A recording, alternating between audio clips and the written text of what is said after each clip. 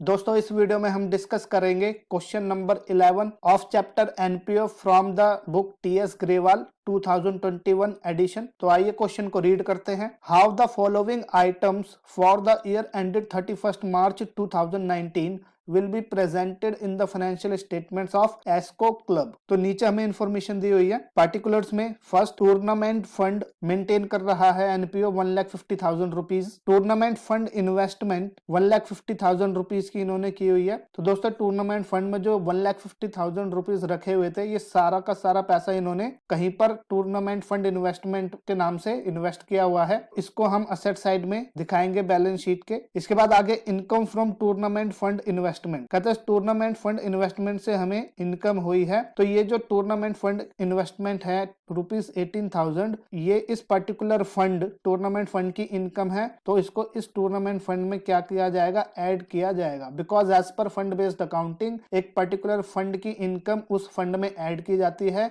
और उस particular fund के जो एक्सपेंसेस हैं उसी फंड में से माइनस किए जाते हैं। तो यहाँ पर जो अगला हमें टूर्नामेंट एक्सपेंसेस दिए हुए हैं, ये टूर्नामेंट एक्सपेंसेस 12,000 रुपीज इस टोटल टूर्नामेंट फंड में से डिडक्ट करके दिखाए जाएंगे। और दोस्तों आप यहाँ पे देख सकते हैं एक्सपेंस हुए हैं यहाँ पे 12,000 रुपीज के, और फंड जो है वो 12,000 रुपीज से ज्यादा है। इसका मतलब at the end of the year NPO के पास फंड्स का बैलेंस बचा हुआ होगा, जो कि एनपीओ की लाइबिलिटी की तरह शो किया जाएगा इन द बैलेंस शीट। और दोस्तों इस क्वेश्चन में एक नई चीज है आपके साथ एडिशनल इंफॉर्मेशन में, interest accrued on tournament fund investment 6,000 rupees. देखिए दोस्तों, ये जो अक्रूड इंटरेस्ट है, आप सभी जानते हैं एक्रूड इंटरेस्ट की जर्नल एंट्री क्या होती है। 11th क्लास में आप सबने जर्नल एंट्री का चैप्टर पढ़ा होगा। तो हमें पता है एक्रूड इंटरेस्ट की एंट्री होती है accrued interest account debit to interest account. तो यहाँ पर 6,000 रुपए का एक्रूड इंटरेस्ट है। ये इंटरेस्ट हमारा ड्यू हो चुका है, ये हमने अर्न कर लिया, बट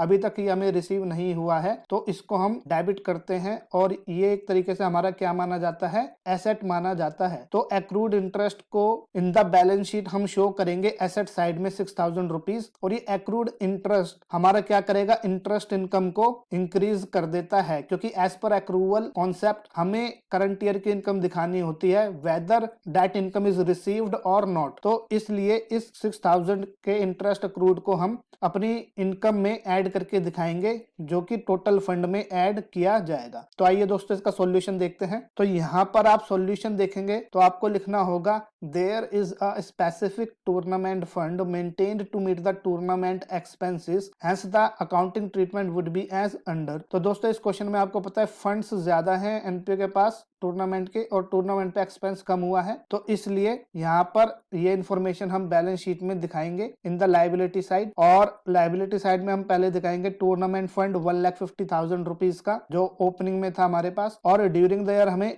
टूर्नामेंट फंड इन्वेस्टमेंट से इनकम हुई है 18,000, वो इसमें ऐड की जाएगी। एंड जो एक्रूड इंटरेस्ट हमें हुआ है टूर्नामेंट फंड इन्वेस्टमेंट पे, उसे भी हमें ऐड करके दिखाना पड़ेगा as per accrual concept of accounting. तो टोटल फंड्स हमारे पास आ जाएंगे 1,74,000 रुपीज। तो इसमें से हमें 12,000 के टूर्नामेंट एक्सपेंस माइनस करेंगे 12,000 रुपीज, और रिमेनिंग जो बैलेंस बचेगा टूर्नामेंट फंड का 1,62,000, ये लाइबिलिटी साइड में एज लाइबिलिटी शो होता रहेगा, जब तक कि ये पूरा का पूरा टूर्नामेंट पे हम इसे स्पेंड नहीं कर देते। इसके बाद असेट साइड में दोस्तों टूर्नामेंट फंड इन्वेस्टमेंट हमें शो करनी पड़ेगी 1,50,000 रुपीज, और जो एक्रूड इंटरेस्ट है ये भी हमारा एक तरीके से असेट होता है। तो ये भी हमें 6,000 रुपीज असेट साइड में शो करना पड़ेगा। तो आई होप दोस्तों आपको ये सॉल्यूशन समझ आया होगा। सभी इसे नोट डाउन करें, और अगर इस क्वेश्चन में आपकी कोई क्वेरी है, कोई डाउट है, तो आप उसे कमेंट सेक्शन में पूछ सकते हैं। तो दोस्तों इस वीडियो में इतना ही। हम मिलेंगे नेक्स्ट क्वेश्चन के साथ अपनी नेक्स्ट वीडियो में। तब तक के लिए सब अपना ध्यान रखें। Bye everyone.